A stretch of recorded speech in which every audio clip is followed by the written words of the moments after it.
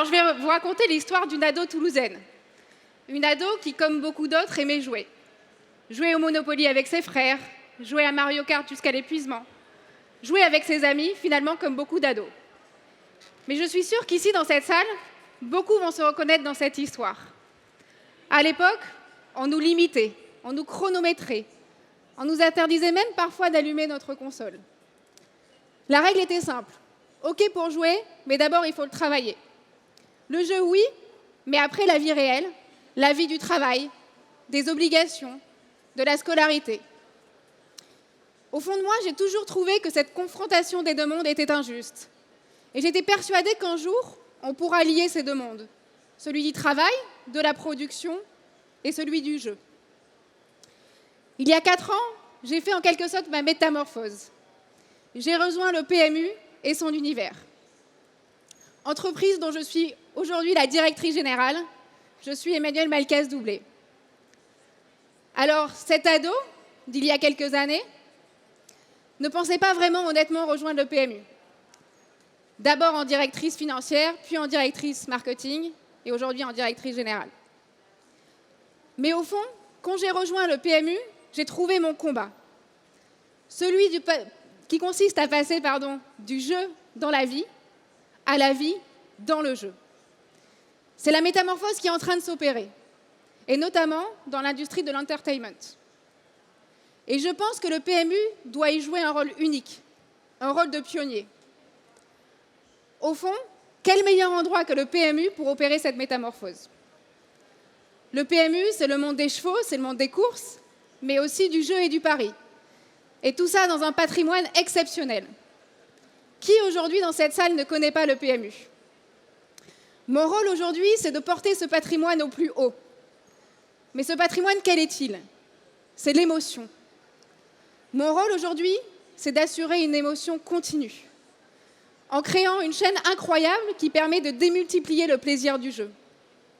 Alors tout cela est possible, bien évidemment, grâce aux équipes incroyables du PMU, grâce à la tech, grâce à l'IT, grâce à des serveurs rompus à enregistrer 10 milliards d'enjeux par an et 2000 paris par seconde avant le départ d'une course. Mais la continuité émotionnelle, ce n'est pas qu'un enjeu business, c'est la métamorphose de notre monde. C'est ce qui fait qu'on peut ressentir le spectacle de l'hippodrome, la clameur des derniers mètres d'une course, où que l'on soit, et que cette émotion se transmet à tous les parieurs, partout en France. Que ce soit dans nos 13 500 points de vente, nos fameux bars PMU, ou encore chez soi de son implication. Mais demain, ça sera aussi transmettre son émotion dans le métaverse, où vous pourrez posséder des NFT de chevaux réels, constituer votre écurie et jouer.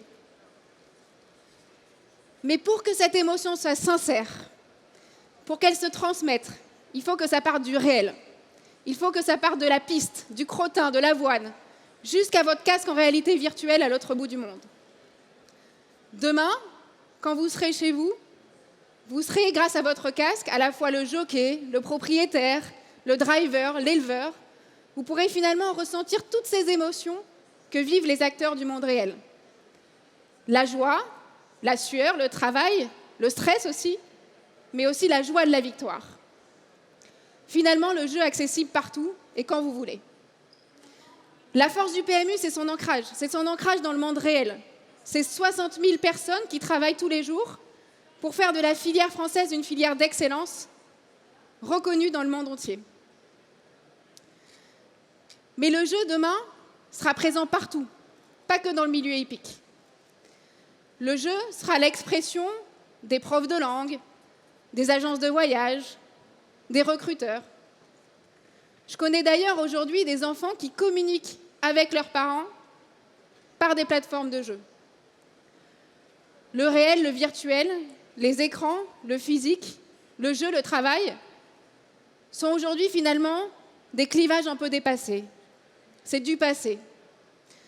D'ailleurs, je pense que vous-même en faites l'expérience quand vous voyez dans le domaine de l'éducation que le jeu est de plus en plus présent dans le domaine de l'apprentissage.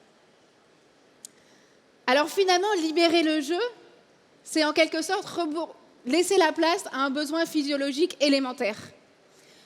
De par le lien social qu'il offre et de par la sagacité, la réflexion que le pari demande, le pari hippique fait du bien à notre cerveau.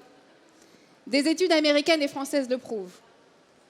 De par l'émotion, de par la réflexion, le jeu améliore nos capacités cognitives et par là même augmente notre espérance de vie.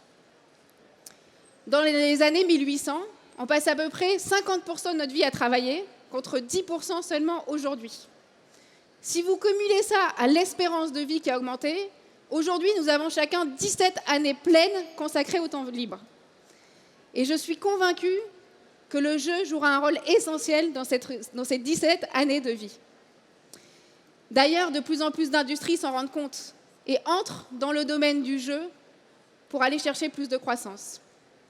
À l'instant même où je vous parle, Aya Nakamura se produit dans un show exceptionnel sur Fortnite. À l'instant même où je vous parle, Netflix vient d'annoncer qu'ils se lançaient dans l'univers du gaming et qu'ils allaient racheter un studio de jeux en Finlande. Grâce au métaverse, il n'y a plus de barrières capitalistiques et il n'y a plus besoin d'investir des centaines et des centaines de millions d'euros pour entrer dans l'univers du jeu. C'est ça l'enjeu du PMU, c'est de passer du gambling au gaming. Justement, pour opérer cette métamorphose, au PMU, j'ai souhaité créer un laboratoire d'innovation qui permet d'inventer les expériences immersives de demain, mais aussi de former mon responsable comptable aux crypto-monnaies et mon responsable des achats à acquérir un terrain dans le métaverse. Alors vous l'aurez compris, quelle est notre métamorphose au PMU? C'est de passer du jeu dans la vie à la vie dans le jeu. J'espère vous y retrouver nombreux. Merci.